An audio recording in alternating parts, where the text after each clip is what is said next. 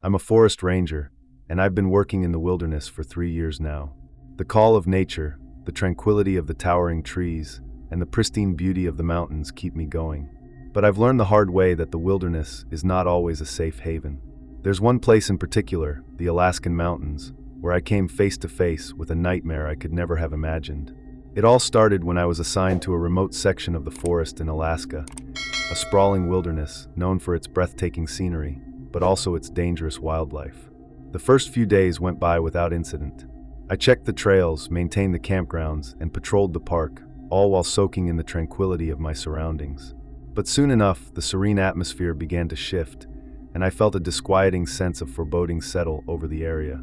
I had heard stories from older rangers about strange occurrences in these mountains, about things that lurked in the shadows, things that shouldn't be there. Most dismissed these tales as old legends, but I had a nagging feeling that there might be some truth hidden within the whispers of the forest. Perhaps it was just my imagination, but I couldn't shake the feeling that I was being watched. One day, while on my usual patrol, I stumbled upon an old, abandoned campsite nestled deep in the trees. The tents were tattered and the fire pit was cold, but what struck me was the assortment of eerie carvings etched into the surrounding trees. They depicted grotesque faces and unsettling symbols that made my skin crawl. A chill ran down my spine, and as I examined the carvings, I felt an overwhelming sense of dread wash over me. It was as if the very trees were warning me to turn back. But curiosity got the better of me. I took photographs of the carvings, thinking I could share them with the other rangers, but the closer I looked, the more unsettled I felt.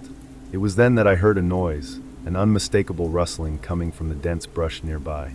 My heart raced as I strained to hear, convinced that I wasn't alone. Just as I was about to call out, the sound abruptly stopped. I decided it was time to leave. As I made my way back to the ranger station, I couldn't shake the feeling that something was following me. I quickened my pace, glancing over my shoulder, but all I could see were the shadows of the trees stretching across the path. That night, as I lay in my bunk, sleep eluded me. I could hear the wind howling outside, and it felt as though the very mountains were alive, whispering secrets I was never meant to know. The next day, I returned to the site, armed with a sense of resolve. This time, I wanted to investigate further, but as I approached the clearing, something felt different. The air was thick with an oppressive silence, and the carvings seemed to glow faintly in the daylight, almost as if they were beckoning me closer. I couldn't resist the urge to touch one of the symbols, a grotesque face that seemed to stare back at me. Suddenly, a chill gripped me, and I felt an inexplicable force pulling me toward the depths of the forest. I fought against it, my instincts screaming at me to run, but I was paralyzed with fear. Then, out of nowhere, a deafening roar echoed through the trees, shaking the ground beneath me. I stumbled back, heart racing, as I caught a glimpse of a massive creature emerging from the shadows, something that resembled a bear but stood taller and moved with an unnatural grace. I turned and ran, fueled by adrenaline, my heart pounding in my chest. Branches whipped against my face as I navigated through the underbrush, the creature hot on my heels. I could hear its heavy breathing, feel the ground shake beneath its weight, and the terror drove me to push my body to its limits. I darted into the woods, hoping to find refuge among the trees, but the creature was relentless. I glanced back only once, and that was enough. It wasn't just a bear. It had eyes that glowed with an eerie light, a predatory gaze that sent shivers down my spine. My instincts screamed at me to climb a tree, but I had no time. I could feel its breath on my neck, hear its claws raking against the bark of the trees as it chased me.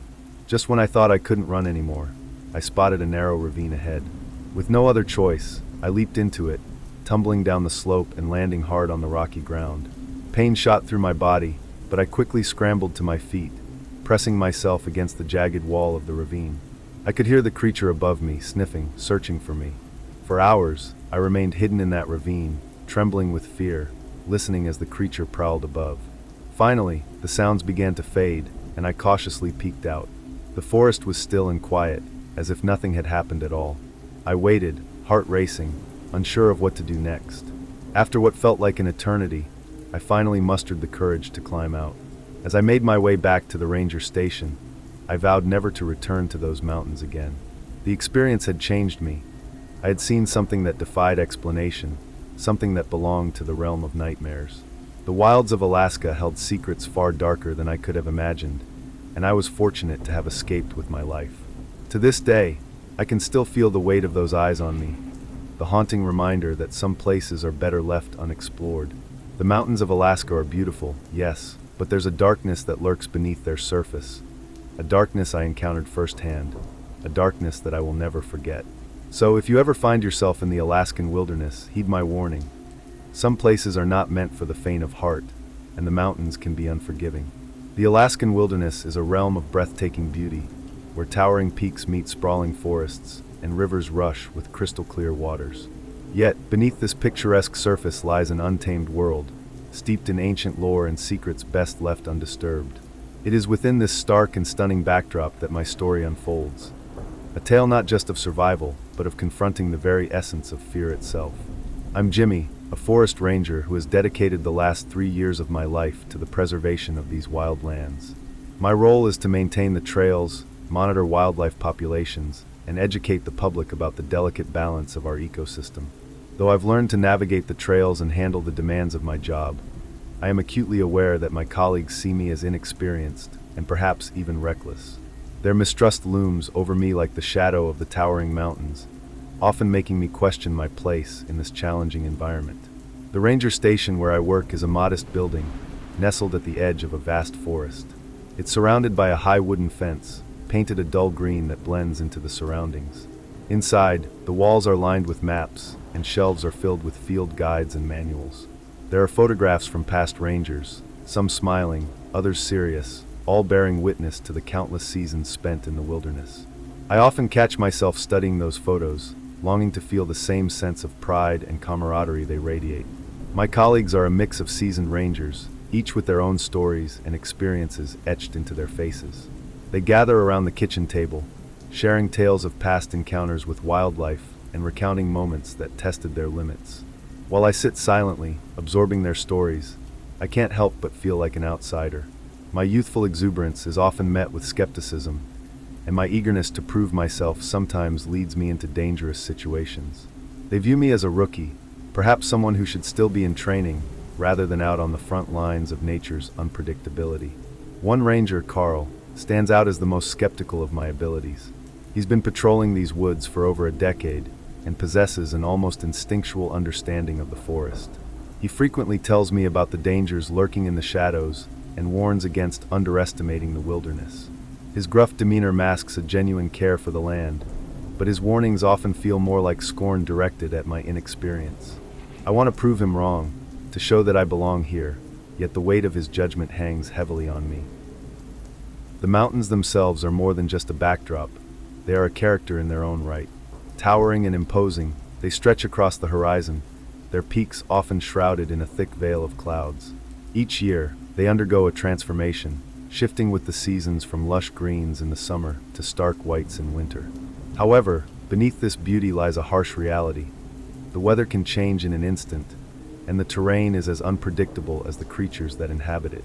Legends abound regarding the Alaskan wilderness, stories that intertwine with the fabric of the land. Elders from nearby indigenous tribes speak of ancient spirits that roam the forests and mountains, protectors of the land that demand respect. They share cautionary tales of those who venture too far off the beaten path, warning of the consequences that come with disturbing the natural order. These stories linger in the back of my mind, especially as I face the growing tension between my desire to explore and the fear of what lies beyond. In my role, I often encounter visitors who are equally enchanted and intimidated by the wilderness. They come seeking adventure, but many leave with a newfound respect for the forces of nature. One particular family I encountered had ventured into the woods for a weekend camping trip, eager to experience the majesty of Alaska. They reminded me of my own excitement when I first arrived, filled with dreams of exploration and discovery. As I guided them through the trails, I saw their initial joy slowly morph into trepidation when faced with the raw power of nature. My relationship with the land deepens as I encounter both its beauty and its dangers. I often hike alone, finding solace in the solitude of the trails.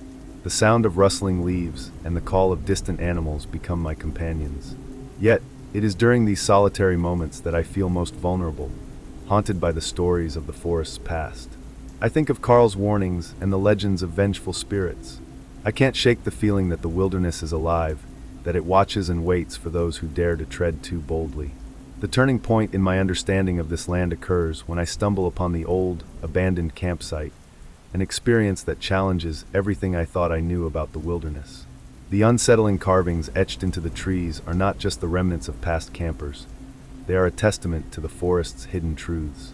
As I delve deeper into the mystery, I find myself torn between my desire to uncover the secrets of the Alaskan mountains and the instinctual need to protect myself from the very real dangers they harbor. In this place, the beauty of nature collides with its darker aspects, forcing me to confront my own fears and limitations. As I navigate the complexities of my job and the relationships I forge with my colleagues, I begin to realize that the wilderness is a reflection of my own journey. Just as I am learning to trust myself, the mountains are teaching me that respect for nature is paramount. Each day spent in the forest is a step toward understanding not only the land, but also myself. And it is this realization that sets the stage for the events to come. The Alaskan wilderness is a world of contrasts, of breathtaking beauty and haunting darkness. It is a place that demands both reverence and caution.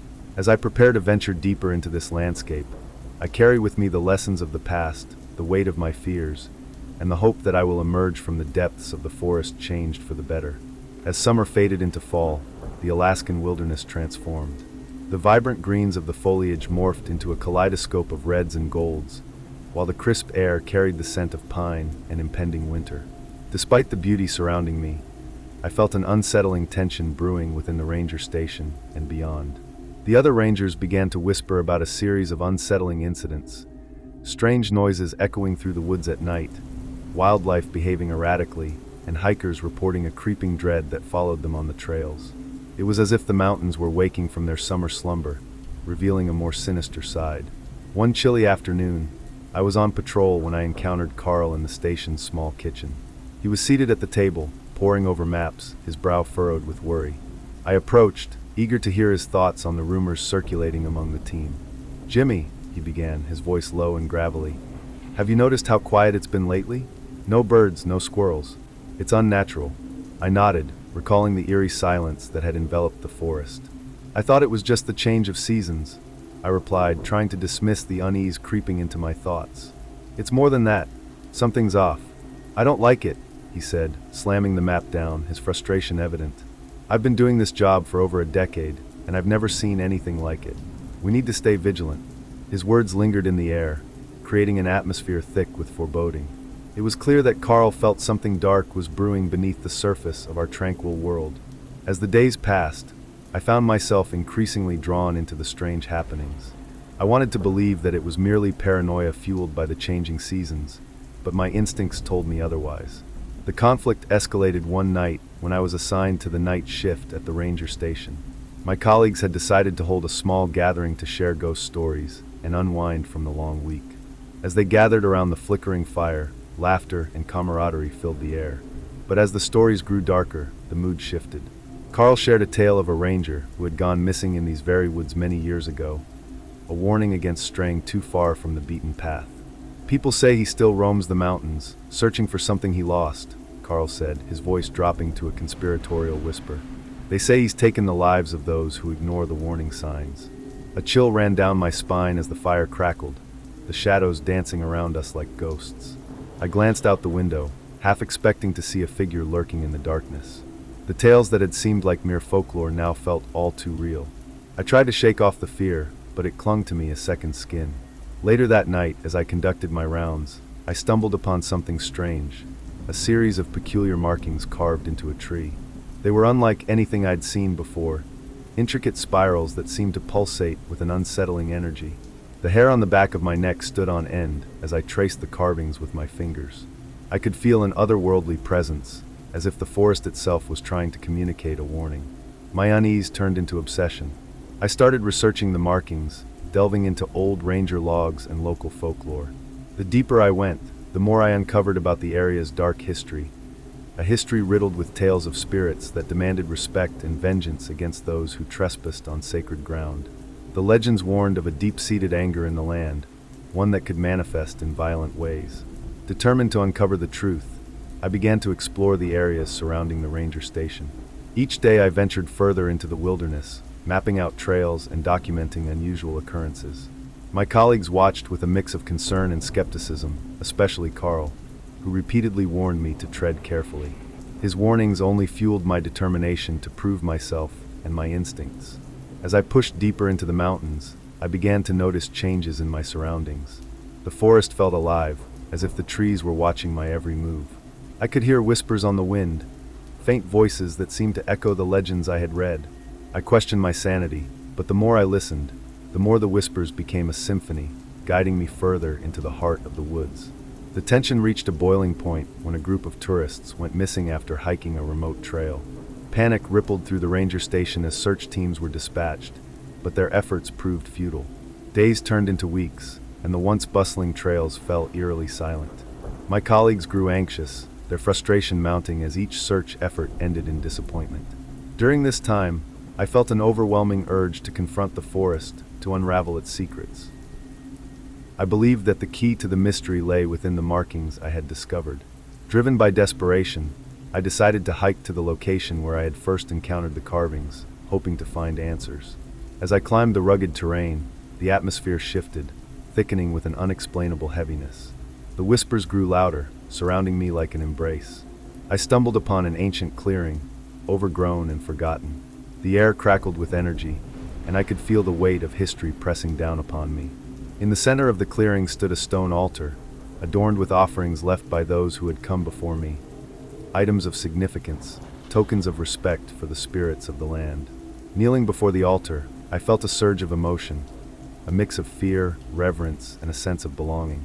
I began to realize that this place held the power to connect me with the forest and its guardians. I closed my eyes, hoping to commune with the spirits, to understand the anger that had enveloped the mountains. In that moment of stillness, a vision flooded my mind, a flash of memories and emotions intertwined with the forest's past. I saw the lost ranger, a figure trapped in the very woods I roamed, consumed by his own mistakes. It became clear that the key to resolving the conflict lay not in my quest for answers, but in acknowledging the spirits and the pain they had endured. As I opened my eyes, I understood that the conflict I faced was not solely external. It was a battle within myself, a struggle to embrace the land I was meant to protect while recognizing the weight of its history. With this newfound knowledge, I prepared to confront not just the wilderness, but also the fears that had haunted me since I first set foot in these majestic mountains. The resolution of the conflict was no longer just about survival. It was about respect, understanding, and ultimately, healing the divide between man and nature. As I continued my work in the mountains, I found myself increasingly entangled in subplots that seemed to branch out from the central mystery, each one adding another layer of complexity to the situation. These weren't just complications from the forest, they were rooted in the people around me, in the haunted pasts and unresolved grievances of the small ranger team. I started to realize that the forest didn't just harbor natural dangers, it was also a mirror for our own internal conflicts. One of these entangling subplots was my relationship with Carl. A veteran ranger in his 50s, Carl was as much a part of the mountains as the trees themselves. He had worked these trails since his early 20s and knew the wilderness like the back of his hand. Yet, for all his expertise, there was an undeniable bitterness about him, a lingering anger that simmered just below the surface. He was a gruff man, blunt and unafraid to tell me when he thought I was making a mistake. But there was something else in his behavior, too, an odd sense of protectiveness, almost as if he were personally invested in my safety. Over time, I learned the reason behind his guarded nature. Years ago, Carl had lost a young ranger he had been training. The rookie had strayed too far during a night patrol and disappeared, never to be found. The incident had left Carl racked with guilt, and he held himself responsible for the rookie's fate. His dedication to safety, his constant warnings, even his anger, it was all a shield to protect not just himself, but everyone else from making the same mistake. This subplot deepened as I realized Carl was watching my every move, determined not to let history repeat itself. His constant interference grated on me. I felt like he was treating me as a novice. But as strange events began to escalate, I found myself relying on his experience more and more.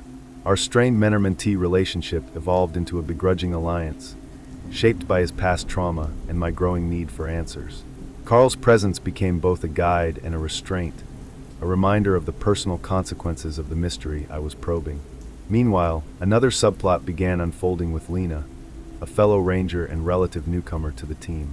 She was someone I initially underestimated, seeing her as reserved and shy, but it turned out that Lena had her own motivations for being there. I discovered that she was deeply interested in the folklore surrounding the mountains, particularly the indigenous legends. Unlike Carl, who viewed these stories as cautionary tales, Lena saw them as potential clues, eager to find the cultural roots behind the strange happenings. One evening, Lena approached me with a theory that caught me off guard. She believed that the forest wasn't just haunted by lost spirits. It was a sacred space that demanded respect. According to her research, the markings I'd found on the trees were part of an ancient tradition, created to appease the spirits and maintain harmony with the land. She speculated that our intrusion and the forest's recent uptick in visitors had disrupted this balance, stirring the spirits from their slumber. Her insights pulled me into a new dimension of the mystery, one that felt as though it lay at the intersection of culture, history, and nature. I began to see that solving this enigma required more than just survival instincts or bravery. It required understanding and respect for something older than myself or even the job. Lena and I teamed up, poring over old books and piecing together clues from folklore and ranger logs alike. Her knowledge of indigenous practices became our guiding compass, and I began to see the forest not just as a place of danger, but as a world alive with history and spirit. Adding to the complexities was another subplot involving recent land development pressures. The town council had been pushing to expand hiking trails and establish more tourist facilities, hoping to draw in revenue from the influx of adventurers seeking an authentic wilderness experience. The ranger station was caught in the middle of this debate, and tensions ran high among the team. Some were excited about the idea, seeing it as a way to modernize and bring in much-needed funds, but others, particularly Carl, were vehemently opposed, fearing it would compromise the land and its integrity. This conflict within the team mirrored the very tensions brewing in the forest. The land wasn't just an asset to be developed, it was a delicate ecosystem, with secrets that were buried deep in powers that none of us fully understood. The push for modernization had disrupted that balance, and I began to suspect that the strange phenomena were nature's way of fighting back, warning us of the consequences of disregarding its boundaries. In the midst of all these external conflicts, I found myself grappling with an internal struggle that added its own layer of complexity. I had joined the Ranger Service to escape the chaos of city life, drawn to the simplicity and solitude of the mountains. But as the stakes grew, I felt torn between my duty to the job and my own fear of what lay ahead. Part of me wanted to flee, to leave the mystery unsolved and return to the safety of familiar terrain. But another part of me, the part that had always been drawn to the unknown, couldn't let go. I felt a strange pull to see this through, to face the forest head-on and uncover its secrets, even if it meant risking everything. These intertwined subplots, my relationship with Carl, my partnership with Lena, the land development battle, and my own internal conflict, complicated my journey and deepened the stakes. They transformed what might have been a straightforward mystery into a multi-layered experience, each thread connected to the next in a web that was as much about human nature as it was about the wilderness. As the event spiraled toward an inevitable climax, I realized that none of these subplots could be resolved in isolation. Carl's past, Lena's beliefs, the council's ambition, and my own fears were all woven together, threads in a tapestry that could only be understood as a whole. The mystery of the forest was no longer something I could solve alone. It was something that would require every one of us to confront our own fears, prejudices, and ambitions, and to face the possibility that some forces are beyond our control. The tension that had been building over the past weeks finally reached a boiling point on a chilly autumn evening, one that would change everything I thought I knew about the forest, my fellow rangers, and myself.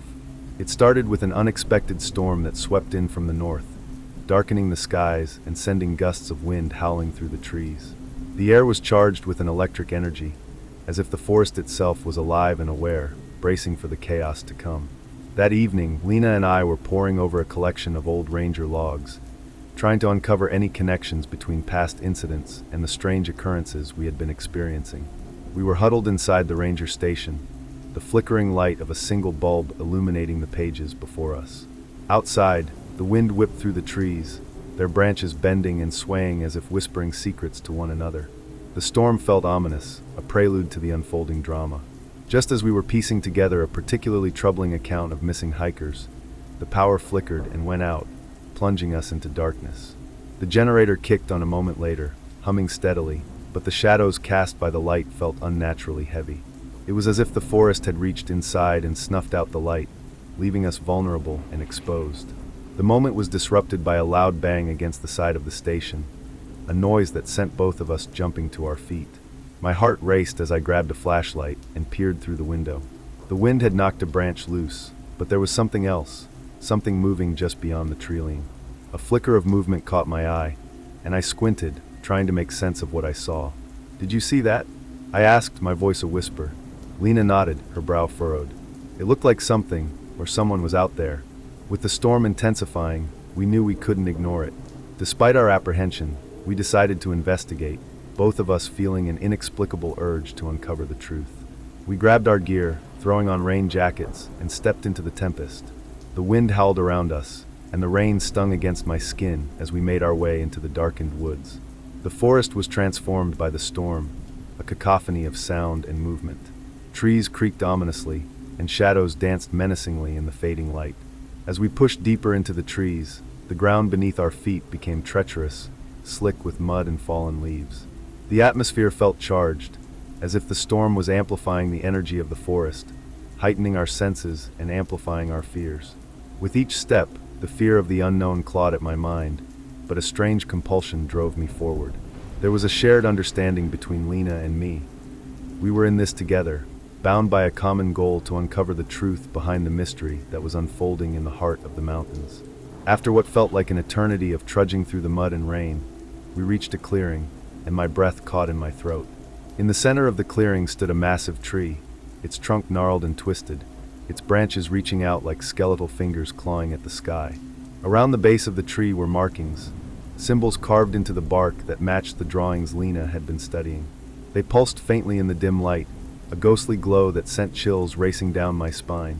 Lena approached the tree, her expression a mixture of awe and fear. "This is it," she breathed. "The heart of the forest." As I stepped closer, I felt an overwhelming sense of dread wash over me.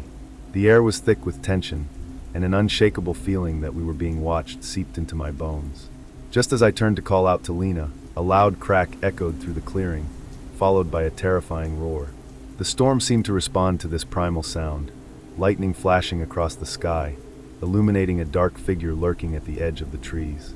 Before I could react, the figure lunged into the clearing, a massive bear, its eyes glinting with a ferocity I had never seen before. It charged straight at us, a whirlwind of fur and teeth. Panic surged through me, and I instinctively pushed Lena back, throwing myself in front of her as the bear barreled towards us. In that heart-stopping moment, everything froze. Time stretched, and I could feel the weight of the world pressing down on my shoulders. This wasn't just a bear. It was the embodiment of every fear I had faced since coming to these mountains. The fear of the unknown, of failing to protect those I cared about, of being swallowed whole by the very wilderness I sought to understand. The bear reared up, and I could see the sheer power of its muscles, the raw instinct of nature coiled in its every movement. I knew that I had a choice to make. I could run, I could freeze in terror, or I could stand my ground. With a surge of adrenaline, I raised my flashlight, the beam cutting through the darkness. "Get back!" I shouted, my voice breaking through the chaos of the storm. The light startled the bear, its momentary hesitation giving us precious seconds to escape. We turned and fled back into the woods, adrenaline coursing through our veins. As we ran, I could hear the bear growling behind us, the sound echoing in the storm. It was a race against time, a struggle against both nature and my own fears. We reached the ranger station, panting and soaked to the bone, hearts racing. I slammed the door shut, locking it tight, and leaned against the wall, breathless and trembling. Lena's eyes were wide with shock, and I could feel the adrenaline slowly ebbing away, leaving a heavy sense of dread in its wake. "What was that?" she gasped, her voice shaky. "I don't know," I replied, my mind racing. But it felt different, like it was more than just an animal. In that moment, we both understood that the bear was not just a wild creature defending its territory. It was a manifestation of something deeper, a warning from the forest itself. The storm had awakened something ancient, and we were at the heart of it. As the wind howled outside, I realized that the turning point had come. This was no longer just a mystery to solve. It was a battle for survival against forces beyond our comprehension. We had crossed a line, and there was no going back. The forest was no longer just a job or a place of work. It was alive, and it demanded our respect. With the storm raging outside and the unknown lurking just beyond the trees, I knew we had to prepare ourselves for what lay ahead. The adventure was no longer just about uncovering secrets. It was about facing the very real danger that had been awakened, a danger that threatened not only our lives, but the lives of everyone connected to this place. We were at the edge of something extraordinary and terrifying, and we had to be ready to confront it. The storm had left an eerie quiet in its wake, and as dawn broke, I felt as if I were standing on the edge of something both thrilling and horrific. Lena and I didn't talk much as we took inventory, securing the ranger station and ensuring our equipment was intact. I could sense her exhaustion, but it was more than just physical. It was the weight of realization pressing down on both of us. We had crossed into a territory we didn't understand, and the forest had made its displeasure known. My mind raced with questions as I went through the motions of setting things right. Why had the bear acted that way? Its eyes hadn't looked like the eyes of a mere animal. It had felt purposeful, almost vengeful. There was something disturbingly human in its gaze. I tried to convince myself it was just the adrenaline talking, but even as I did, I knew it wasn't the whole truth. Whatever we were dealing with, it was more than just rogue wildlife or peculiar symbols in the woods. Lena kept glancing at the clearing visible through the window, as though expecting the bear to reappear. Finally, she broke the silence. "That was something beyond us, Jimmy," she whispered, her voice taut with fear and a hint of awe. "Whatever's happening here, it's more than we can handle alone." She was right, but admitting it didn't sit well with me.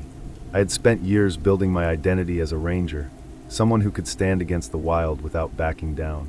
The idea of needing outside help was humiliating, a blow to the quiet pride I took in my work. But after last night, I knew that my pride was a luxury I couldn't afford. I nodded, swallowing the lump in my throat. "We'll have to call it in," I said, though the words tasted bitter. "But we need to be careful about what we say. We mention symbols, curses, or ancient forest spirits, and they'll laugh us out of a job." Lena frowned. "But if we don't tell them everything, how are we supposed to get the right kind of help? We can't have them sending in just anyone. This place, it has its own rules." The truth of her words was undeniable, but I struggled with how to balance the need for help with the reality of our situation. Ultimately, we drafted a report that walked a fine line, describing the unusual behavior of the bear, the bizarre symbols we found, and the storm's peculiar intensity without delving too deeply into the supernatural elements. It was factual but restrained, a compromise that made both of us uneasy. When the report was sent, we were left with a sense of vulnerability, as if by exposing our experiences, we had opened ourselves up to something even darker. A strange silence settled over the forest that day. It wasn't the usual calm of the early morning, but a stillness that felt heavy, watchful. I could almost feel the eyes of the trees on us as we patrolled the area, staying close to the station and keeping our radios within reach. Later that evening, we received a response. A team of wildlife specialists would arrive in a few days to investigate the bear and assess the situation. The news should have been a relief, but instead, I felt a pang of anxiety. I couldn't shake the feeling that bringing more people into this would only provoke whatever was out there. As the days passed, that uneasy silence remained. The forest, usually full of life and sounds, had turned quiet. Birds rarely sang, and the usual scurrying of small creatures in the underbrush was conspicuously absent. It was as though the whole ecosystem was holding its breath, waiting for something to happen. Even Lena, who was typically upbeat and optimistic, became withdrawn, her eyes constantly scanning the treeline, as if expecting the bear to return at any moment. Each night, I'd lie awake, replaying the events of that stormy night in my mind. Images of the symbols, the bear's piercing eyes, and the twisted trees haunted me. There was no escaping the fear and dread that had taken root. It was as if the forest itself was seeping into my mind, whispering warnings I couldn't quite understand. 3 days later, the team arrived. Their truck, loaded with equipment, looked out of place against the rugged backdrop of the wilderness. The specialists were a mix of experienced trackers, biologists, and conservation officers, each with a different area of expertise. They were confident, even lighthearted, as they exchanged jokes about spooky forest stories and superstitious rangers. Lena shot me a look, her expression a mix of frustration and nervousness. As we led the team into the forest, I couldn't shake a sense of impending disaster. The closer we got to the clearing, the stronger the feeling became, like a low hum vibrating beneath my skin. The forest seemed to close in around us, the trees bending toward us, their branches casting strange, elongated shadows. My heart raced as we reached the spot where we'd encountered the bear, but to my surprise, there was no trace of the symbols on the tree. It was as if they'd never existed. The specialists scanned the area with a mixture of confusion and curiosity. I could see them exchanging skeptical glances, their doubt growing. It was almost worse than them dismissing our story outright. They wanted proof, but we had none to give. The forest, it seemed, had erased the evidence, leaving us looking like fools in the eyes of those we had called for help. Their search continued for hours, but they found no tracks, no traces of the strange symbols, and certainly no sign of the bear. As they packed up, the lead biologist, a stern man named Davis, pulled me aside. "Look, I don't doubt you saw something strange, but in my experience, most of these incidents turn out to be natural phenomena. Bears can act unpredictably under certain conditions. Maybe it was the storm that set it off," he said, trying to sound understanding, but failing to hide his skepticism. I bit back the urge to argue, knowing it would be futile. Instead, I nodded, feeling a mix of frustration and helplessness. As they drove away, I felt a chill settle over me, a sense that we had made a grave mistake in calling them here. The forest had given us a warning, and by trying to rationalize it, we had only deepened its mystery and increased its fury. Lena and I returned to the station in silence, weighed down by the knowledge that we were alone in this. That night, as I sat by the window, watching the moonlight cast eerie shadows on the trees, I realized that the forest wasn't just indifferent to us. It was actively watching, waiting for us to make the next move, and whatever lay in the shadows, it was far from finished with us. The following days after the specialists left were filled with a disconcerting quiet, the kind that wraps around you like a heavy blanket, making it hard to breathe. The weight of our experiences pressed heavily on me. I couldn't shake the feeling that we had stepped into something much larger than ourselves, a struggle between the natural world and something deeper, darker, and unfathomable. Lena and I spent our days preparing for the worst, checking equipment and ensuring the ranger station was secure. Each time I ventured outside, I felt the forest watching me, its ancient trees whispering secrets I wasn't meant to know.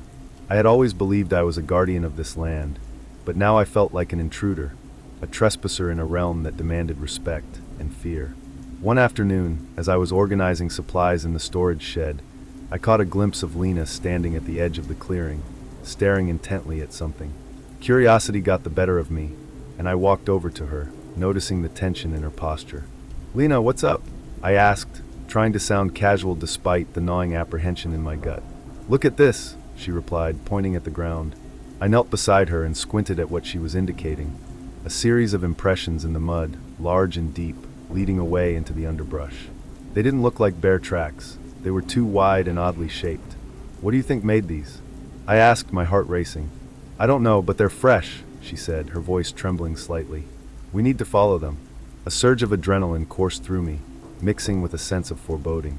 Following these tracks felt like a bad idea, but I also knew that ignoring them could lead to even worse consequences. I nodded, steeling myself for whatever lay ahead. As we trailed the impressions deeper into the woods, I felt a shift in the air, a tension that made every hair on my body stand on end. The trees loomed overhead, their branches like skeletal fingers reaching toward us. The path twisted and turned, and with each step, I could sense that we were moving further away from the safety of the ranger station and into something unknown. After what felt like hours, we emerged into a small clearing that was completely unfamiliar to me. In the center stood a large stone altar, weathered and covered in moss. It seemed out of place, as if it had been plucked from a different time and dropped here in the middle of the forest. Around it, the impressions in the ground became more pronounced, spiraling toward the altar. The atmosphere thickened, and a shiver ran down my spine. This must be what those symbols were about," Lena whispered, her eyes wide with a mix of fear and awe. "It's a site of power, something ancient." The reality of our situation hit me like a punch to the gut. We weren't just dealing with a rogue bear or a freak storm. We had stumbled into a sacred place, perhaps one that had been revered or feared by those who came before us. I had always seen myself as a protector of the land, but in that moment, I felt like a trespasser in a world that was far beyond my understanding. We stood there in silence, the weight of our discovery pressing down on us. "What do we do now?" I asked, my voice barely above a whisper. Lena took a deep breath, and I could see her resolve hardening. "We need to document this. We can't just ignore it. There are forces at play here that we don't understand, and we owe it to ourselves and the forest to figure it out." With her encouragement, we began taking pictures and jotting down notes, carefully recording our thoughts and observations. The more we documented, the more I realized how deeply intertwined our lives had become with this land. The forest was not just a place I worked in. It was a living entity, full of history, magic, and danger. As we worked, I felt a shift within myself. The fear that had initially paralyzed me began to transform into something else, a fierce determination to face whatever challenges lay ahead. I was no longer just a passive observer. I was part of this ancient narrative, and I owed it to myself to see it through. That night, we returned to the ranger station, hearts pounding with excitement and trepidation. We stayed up late, poring over our notes, piecing together a story that was beginning to unfold before us. We theorized about the altar's significance and its possible connection to the bear's behavior. In the following days, as we continued our investigation, I found a new sense of purpose. I began to reach out to local historians and indigenous tribes, learning about their relationships with the land and the stories that had been passed down through generations. I discovered that the forest was revered not just as a resource, but as a powerful entity that demanded respect and understanding. With each conversation, I felt myself growing. The fear that had once gripped me was slowly replaced by a deep reverence for the land and its mysteries. I began to understand that my role as a ranger was not just about protecting the forest from harm, but also about honoring its history and the spirits that inhabited it. Lena stood by me, her passion igniting my own. Together, we began to educate ourselves, attending workshops and lectures, and immersing ourselves in the history and folklore of the area. We transformed our fear into knowledge, and with that knowledge came strength. The forest became our teacher, and I found solace in its lessons. I learned to listen to the whispers of the trees, the rustling of the leaves, and the calls of the animals. Each sound became a part of the symphony of the wilderness, a reminder that we were all connected, that our lives were intertwined with the land we walked upon.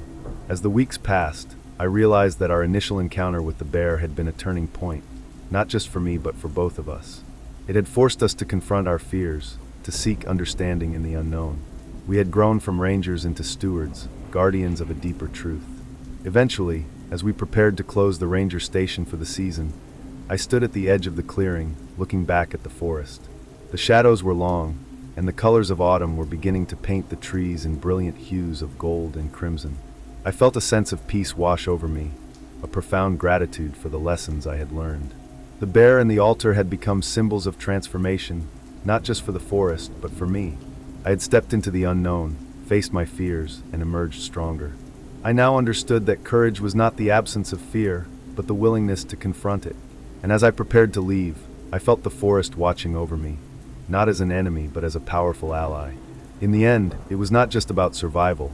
It was about growth, connection, and understanding the balance of life. The mountains of Alaska, with all their mysteries, had carved a new path for me, and as I turned to leave, I promised myself that I would carry those lessons with me wherever I went.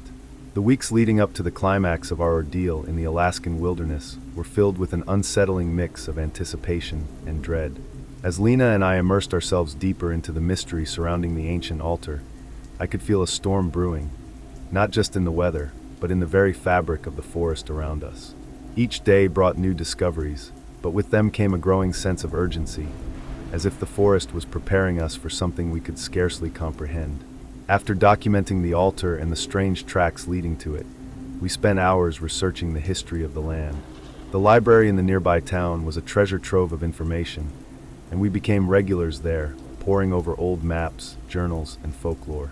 The stories we uncovered painted a vivid picture of a time when the land was revered and feared, a place where spirits roamed and nature held dominion over the lives of those who dared to tread upon it.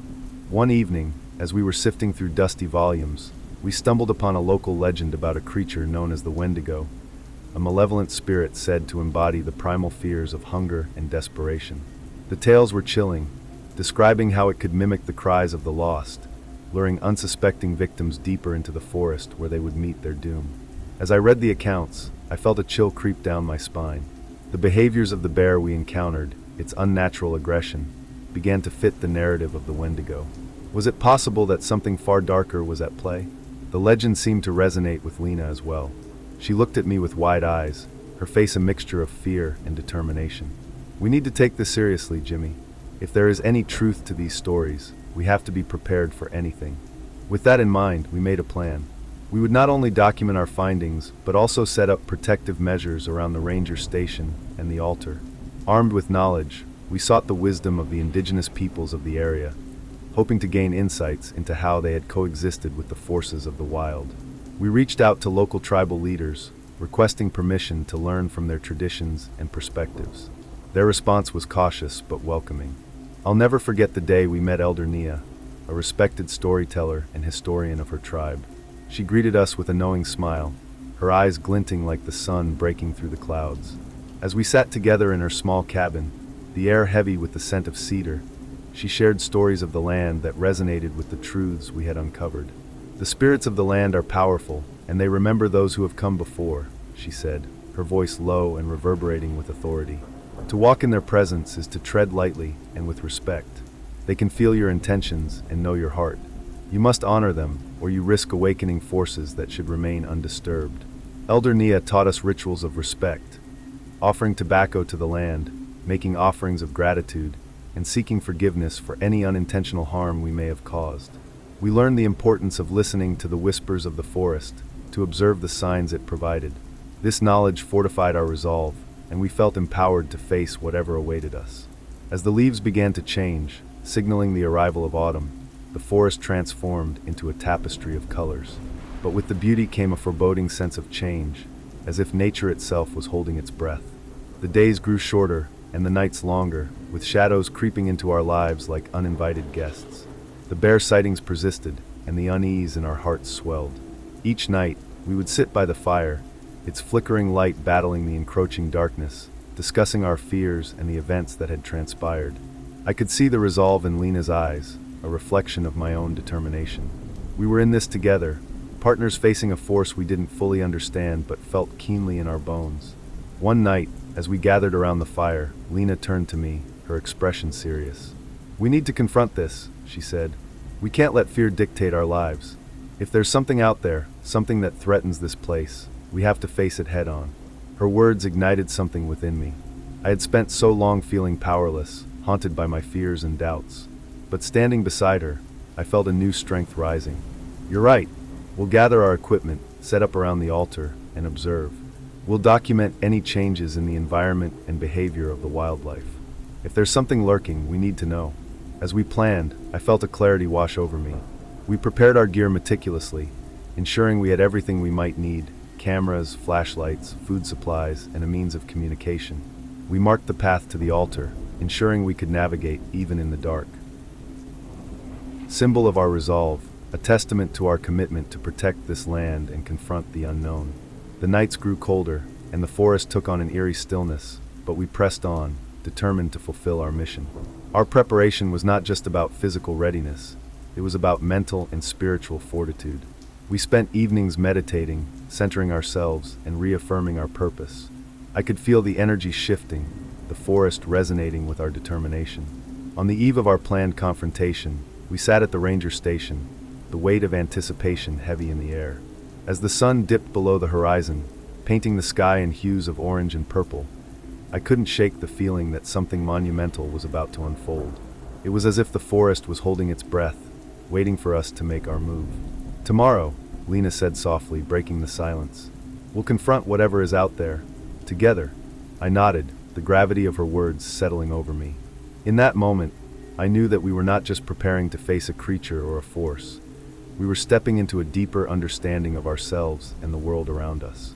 Whatever awaited us in the heart of the forest, we would face it united, emboldened by our newfound knowledge and commitment to each other and the land. As the stars began to twinkle overhead, I felt a sense of peace wash over me. We were ready. Whatever came next, we would stand together, two guardians of the forest, ready to confront the shadows lurking in the mountains of Alaska. The air was thick with tension as Lena and I made our way back to the altar, the moonlight illuminating the path with an ethereal glow. Our hearts pounded in our chests, and every rustle in the underbrush made us jump. We had decided to confront the unknown forces that had haunted us since our first encounter with the bear. Tonight, we would find answers, or perhaps something more sinister. As we approached the altar, the temperature dropped, and a heavy silence enveloped the forest. The towering trees loomed over us like silent sentinels, their branches casting eerie shadows on the ground. I shivered, both from the cold and the palpable sense of dread that lingered in the air. I glanced at Lena, who held a flashlight in one hand and a camera in the other, her face illuminated by the faint beam. Her expression was resolute, determination etched into her features. "Let's set up over there," she said, gesturing to a clearing near the altar where the ground was relatively flat. We quickly unpacked our gear, laying out the cameras and placing our backpacks at strategic points for easy access. As we worked, the quiet of the forest deepened, and I couldn't shake the feeling that we were being watched. Once we were settled, Lena looked at me with a mix of excitement and trepidation. "Are you ready for this?" "Ready as I'll ever be," I replied, my voice steadier than I felt. "We just need to stay alert." With everything in place, we switched off our flashlights and waited, allowing our eyes to adjust to the darkness. The only sounds were the occasional rustle of leaves and the distant call of an owl. I took a deep breath, trying to steady my nerves, and closed my eyes for a moment, focusing on the rhythm of the forest around us. Minutes felt like hours as we sat in silence, each second stretching out, the tension building between us. Then, just as I began to doubt the wisdom of our plan, a low growl echoed through the trees, sending chills racing down my spine. My eyes snapped open, and I exchanged a glance with Lena. Her expression mirrored my own, a mix of fear and resolve. "It's coming," she whispered, her voice barely audible above the pounding of my heart. We turned our attention toward the sound, straining to see through the darkness. The growl intensified, reverberating through the air, and suddenly, from the shadows, the bear emerged. But it was no ordinary bear. Its eyes glowed with an unnatural light, and its posture was more menacing than before. There was something fundamentally wrong with it, something that made my stomach churn with a primal fear. Lena quickly turned on the camera, the bright light piercing the darkness, but the bear seemed unfazed. It advanced slowly, deliberately, as if savoring our terror. I grabbed my flashlight, shining it directly at the creature, but it only growled louder, the sound vibrating through the ground beneath us. "Back away slowly," I urged, my voice trembling. "We don't want to provoke it." But just as we began to retreat, the bear lunged forward with an agility that belied its size, crashing through the underbrush. In a split second, it was upon us, and I felt the world tilt as I stumbled backward, barely dodging its massive paw. Lena screamed, and in that moment, everything spiraled into chaos. "Run!" I shouted, my instincts kicking in as adrenaline surged through my veins. We turned and bolted, racing deeper into the forest, the sound of crashing branches and heavy footfalls echoing behind us. The bear pursued us relentlessly, its growls echoing in the darkness like a hunter's taunt. I glanced over my shoulder, my heart pounding wildly. Lena was right beside me, her breath coming in frantic gasps. "This way!" I yelled, veering off the path into the undergrowth, desperate to lose our pursuer. We stumbled through the dense foliage, branches tearing at our clothes, but I couldn't focus on the pain. All that mattered was survival. As we barreled through the forest, I remembered Elder Nia's words about respecting the spirits of the land. We needed to find a way to appease whatever forces we had awakened. "We have to get back to the altar," I shouted, hoping Lena could hear me over the cacophony of our flight. "Are you crazy?" she gasped, struggling to keep pace. "That's where it came from. It's the only way. We can't just run forever." My voice was hoarse, desperation creeping in. We broke through the tree line and stumbled into the clearing where the altar stood, illuminated by the pale light of the moon. I felt a moment of relief, but it was short-lived as the bear burst into the clearing behind us, its massive frame silhouetted against the night sky. "Quick! We need to make an offering," I shouted, my mind racing for solutions. I rummaged through our packs, finding the tobacco we had brought as a sign of respect. I threw it onto the altar, the small bundle resting amid the moss and stones. "Come on! It's not going to stop!" Lena yelled, her eyes wide with fear. I closed my eyes and began to chant softly, the words spilling from my lips in a prayer for protection. I felt the weight of the forest around us, the power of the spirits we had learned about. "We mean no harm," I cried out, hoping the bear would somehow sense our intentions. The bear paused, its growl morphing into a low rumble as it hesitated just outside the clearing. It seemed to sense the energy we were projecting, the fear and reverence intertwined. The glow in its eyes flickered momentarily, as if something within it was wavering. "Keep going," Lena urged, joining me in the chant. Her voice mingled with mine, rising into the night as we reached deep into our hearts, willing the spirits to intervene. The atmosphere shifted dramatically. The air grew electric, filled with a tension I could hardly bear. The bear, caught between two worlds, the primal instinct of its nature and the whisper of the ancient spirits, snarled, pawing at the ground, torn between aggression and confusion. And then, as if responding to our plea, a gust of wind swept through the clearing, rustling the leaves and sending a shiver down my spine. The bear paused again, its eyes losing their eerie glow as the weight of our offerings and intentions settled around it. For a heartbeat, time stood still. Then, with a final huff, the bear turned and bolted into the forest, disappearing into the shadows as swiftly as it had come. The silence that followed was deafening, our breaths the only sounds breaking the stillness. Lena and I stood there, panting, our hearts racing as we processed what had just happened. We had faced the darkness and emerged on the other side, but the encounter left us changed, burdened with the knowledge that the forest was alive in ways we had only begun to understand. As the moonlight bathed the altar in a soft glow, I realized that our journey was far from over. We had gained a glimpse of the power that lay within the land, and the spirits were watching, waiting for us to honor our promise to protect it.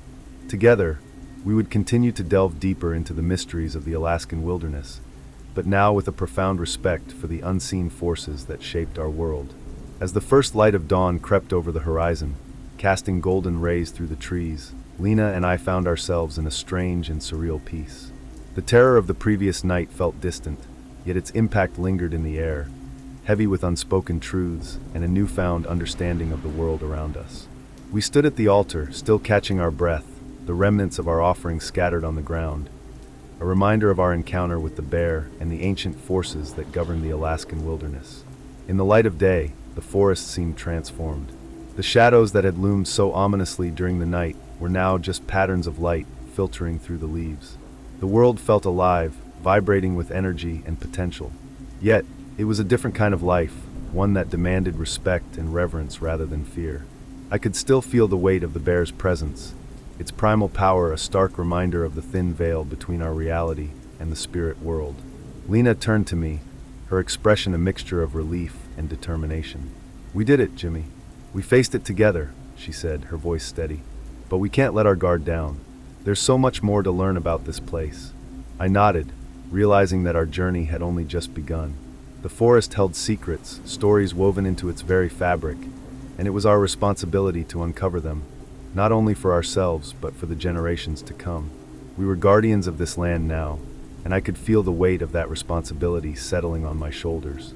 I had started my career as a forest ranger with little understanding of the depths of nature, but now I was awakening to the wisdom that lay hidden in every rustling leaf and distant animal call. As we packed up our equipment, I couldn't shake the sense of urgency that had settled in my chest. The bear was more than just an animal. It was a symbol of the wilderness itself, a creature that demanded respect and understanding. We had managed to appease it this time, but what about next? What if there were others out there, lurking in the shadows, waiting for a moment of vulnerability? With every step we took back through the forest, I felt a renewed sense of purpose. Our experience had shown us the delicate balance between man and nature. We needed to be vigilant stewards, committed to protecting this land from the encroachment of those who would exploit its resources without regard for the ancient spirits that watched over it. "Let's make a pact," I proposed, glancing at Lena as we reached the edge of the clearing. "We'll return to the altar, not just to give offerings, but to document our findings, to share our story with others. We can't keep this experience to ourselves." Lena's eyes sparkled with excitement. "I love that idea. We can start a blog or a documentary series about our encounters in the wilderness. People need to understand the beauty and the danger of this place." I smiled at her enthusiasm, feeling a sense of camaraderie and partnership. Together, we could illuminate the mysteries of the wild and share them with the world, fostering a sense of respect and appreciation for the natural order. As we made our way back to the ranger station, the forest behind us seemed to hum with life, a reminder that every step we took was a part of a larger story, a story we were now intricately woven into. The experience had changed us, but more importantly, it had opened our eyes to the depth of connection we could have with the world around us. Our adventure would continue, each new day a page in the book of our lives as forest guardians. We would document the beauty of the Alaskan wilderness, the thrilling encounters with wildlife, and the quiet moments of reflection among the ancient trees. But most importantly, we would honor the spirits that dwelled within, listening to their whispers and respecting the boundaries of their domain. In the end, it wasn't just about survival. It was about understanding our place in this vast, interconnected web of life. We were not alone in the forest, we were part of it, and that realization filled me with a profound sense of belonging. The mountains of Alaska would forever hold their secrets, but now we had a key to unlock some of them. And with every story we told, we would pave the way for others to join us in our journey. A journey filled with wonder, respect, and a reverence for the wild that could transform fear into fascination. Our story was just beginning, and I couldn't wait to see where it would lead us next. As the seasons changed, Lena and I dedicated ourselves to our roles as guardians of the Alaskan wilderness. Each visit to the altar deepened our understanding of the forest's mysteries. We documented our encounters, sharing stories of the bear and the spirits that inhabit the wild with others.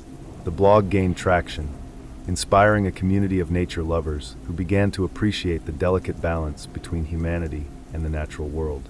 With every new adventure, we forged stronger bonds with the land, reminding ourselves that our journey was not just about survival, but about honoring the wild and its ancient secrets.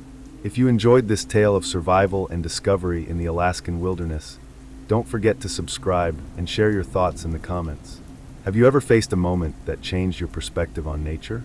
We want to hear your stories. Join our community of nature enthusiasts and stay updated on our latest adventures, where we delve deeper into the mysteries of the wild.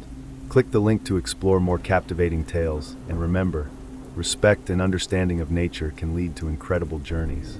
Together, let's honor the wilderness and the secrets it holds. Your adventure awaits.